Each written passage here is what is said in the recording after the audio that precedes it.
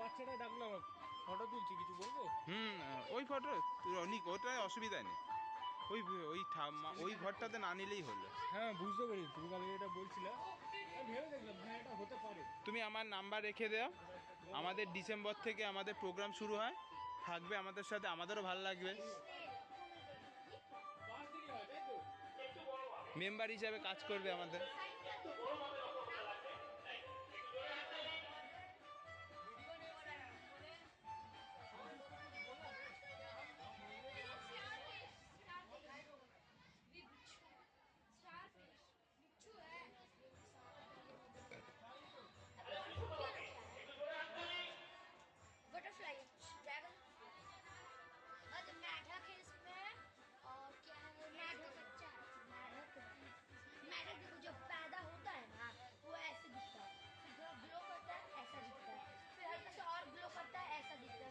अल्लाह कितना भूल जाता है। देखो सांप के अंडे में सब के तो सब में मतलब जिंदा नहीं मर गया लेकिन पानी में रखा हुआ है। ये देखो जेली फिश, स्टार फिश, बिच्छू। বিজ্ঞান প্রদর্শনীতে এসে এ বাবু কেমন লাগছে বলো, কেমন লাগছে তুমি বলো? ভালো লাগছে? ভালো লাগছে? হ্যাঁ ভালো লাগছে। আগে কখনো এসছো বিজ্ঞান প্রদর্শনীতে? अच्छा लग रहा है। আচ্ছা লাগে। ঠিক আছে, আমরা পাতুলিয়া বয়েজ হাই স্কুল থেকে। পাতুলিয়া বাস, তোমরা কি প্রথম আসলে? হ্যাঁ তোমরা তিনজনই প্রথম এবার? হ্যাঁ আচ্ছা, ভালো লাগছে তোমাদের? অনেক ভালো। তোমরা কি কি ধরনের মডেল তৈরি করেছো? আমরা যেটা করেছি মহাকাশের রহস্য। মহাকাশের রহস্য নিয়ে। আর কি করেছো? আচ্ছা আচ্ছা আচ্ছা। তো প্রতিবার আসবে আমাদের এখানটাতে, যতবার বিজ্ঞান প্রদর্শনী হবে তোমরা।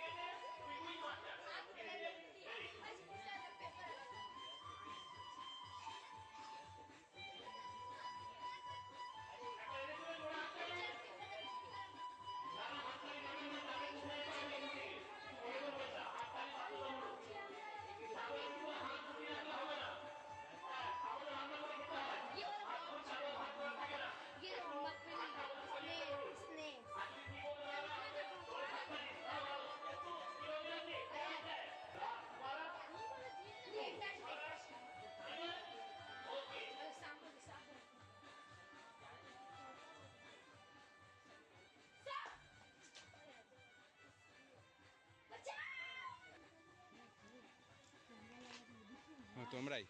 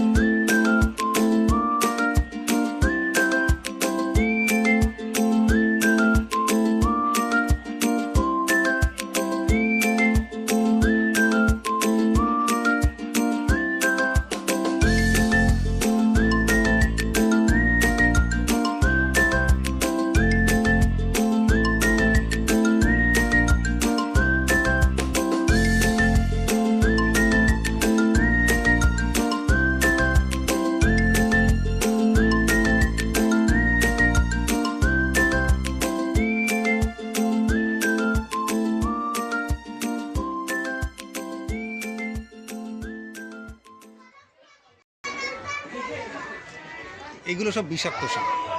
এখান থেকে এই পর্যন্ত বিষাক্ত সাপ আছে। শঙ্খচূড়, শাখামুটি, গোখরো, চন্দ্রপোড়া, কালাচ, এরা প্রত্যেকে ভীষণ বিষাক্ত সাপ। এখানে দেখো, এখানে এটা হচ্ছে কেউটে। হ্যাঁ, ঠিক আছে, এদিকে আসো। এটা হচ্ছে সাপের, বিষাক্ত সাপের দাঁত। কীরকম, কোথায় বিষটা থাকে, এটা হচ্ছে বিষথলি। হ্যাঁ। এইখান থেকে বিষটা বেরিয়ে এই দাঁতের মাধ্যমে এসে ঠিক এইভাবে বিষটা বেরিয়ে প্রাণীদের শরীরের মধ্যে ঢুকে যায় দংশন করার পর। দেখো এখানে একটা জিনিস, বিষের কী কতটা ক্ষমতা, মারণ ক্ষমতা থেকে শুরু করে কোন বিষ কীরকম কাজ করে তার একটা চাপ। আচ্ছা, ঠিক আছে।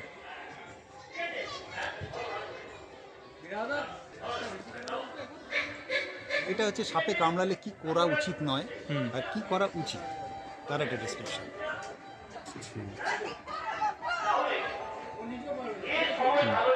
বিষহীন, আমাদের একটা সব সমস্যা আছে, সাপে কামড়ালে লোকে ভয় পায়। হ্যাঁ। তো বিষহীন সাপ কামড়ালে কোনো ভয়ের কিছু থাকে না।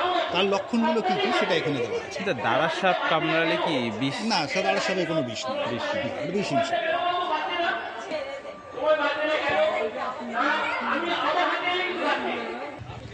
তোমরা বিজ্ঞান প্রদর্শনীতে এসে তোমাদের কেমন লাগছে, আর কোন স্কুল? আমাদের খুবই ভালো লাগছে, আমরা পাতুরিয়া গার্লস হাই স্কুল। আচ্ছা আচ্ছা আচ্ছা, তোমরা কি প্রথমবার এসছো? না, আমরা এর আগের বারে এসেছি। তখন ওই স্টেডিয়ামের মাঠে হয়েছিল তো? ঠিক আছে।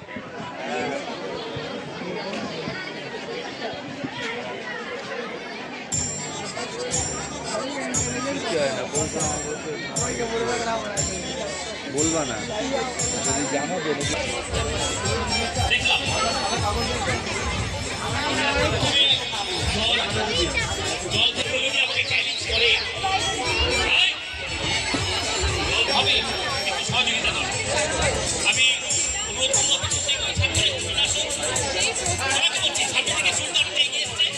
দুর্বলতাটা বাধা থাকে। একই শস্য নামের প্রত্যেক জমি আস্তে আস্তে